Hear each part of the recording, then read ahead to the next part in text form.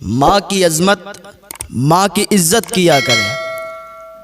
माँ का रुतबा बड़ा बुलंद होता है, बाप का रुतबा बड़ा बुलंद होता है।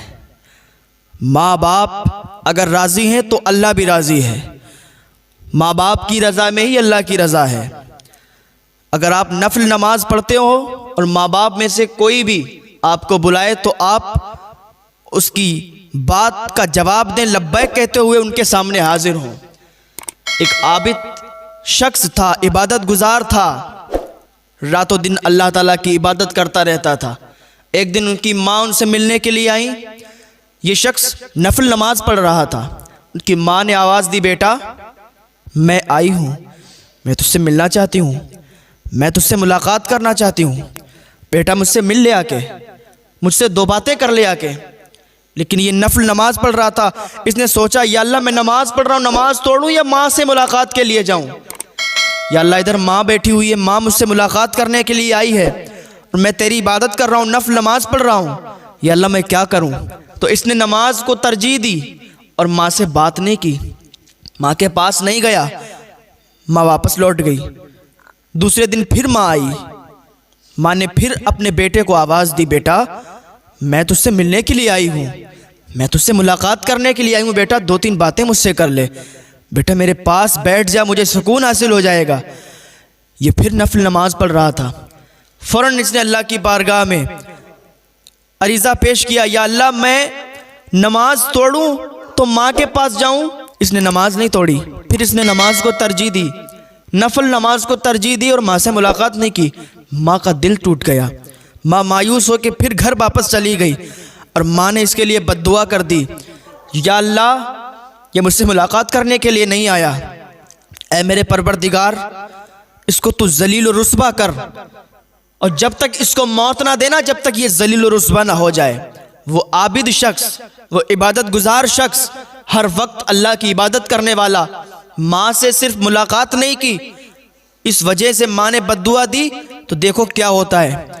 एक दिन ये नमाज पढ़ रहा है और ये जहाँ पर नमाज पढ़ता था वहाँ पर एक चरवाहा था जो बकरियाँ चराता था और वहाँ पर आराम करने के लिए बैठ जाया करता था। तो वहाँ पर उस चरवाहे ने जिना किया और कुछ दिनों के बाद जिससे जिना किया था उसका बच्चा हुआ। जब वो बच्चा हुआ तो उसने तोहमत लगा दी कि इसी आबिद का ये बच्चा है। उस औरत ने भी तोहमत लगा दी ये आबिद का बच्चा है, क्योंकि इधर माँ ने बद्दुआ की थी तो जलील तो उसे होना था। उस आबिद शख्स पर जब तोहमत लगी तो लोग आ गए अपने अपने हाथों में लाठी लेके। लोग उसके दरवाजे पर आ गए जहाँ पर वो इबादत करता था अल्लाह ताला की। उसके इबादत खाने को तोड़ने लगे, उसको बुलाने लगे, बाहर निकल, तू आबिद की शक्ल में शैतान है, तूने एक लड़की से जिना किया और वो बच्चा पैदा हुआ तो तू मानने को भी तैयार नहीं है। लोग इसको बुरा भला कहने लगे, जलील कहने लगे, जलील करने लगे और लोगों ने इसके इबादत खाने को तोड़ना शुरू कर दिया। ये बाहर निकला, लोगों से लाख गुना कहता रहा कि मैंने ये नहीं किया है, मैं गुनाहगार नहीं हूँ, मैंने जिना नहीं किया, अल्लाह के वास्ते मेरी बात मान लो। लेकिन कौन मानता। उस आबिद इंसान ने सोचा अब क्या करें। अल्लाह की बारगाह में फरियाद की, अल्लाह अब मैं क्या करूं कि लोग इनको मालूम चले कि मैं गुनाहगार नहीं हूं।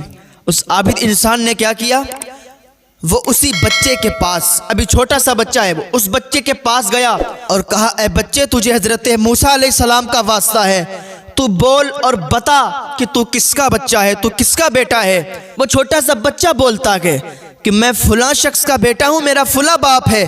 जब इतना उसने कहा ना तो मजमे से नारों की सदाएं बुलंद हो गईं और लोगों ने उससे माफ़ी तलब की और कहा, मैंने जो तुम्हारा घर, तुम्हारा इबादत खाना तोड़ा है मैं उसको सही कर दूंगा, सोने चांदी का बनवा दूंगा।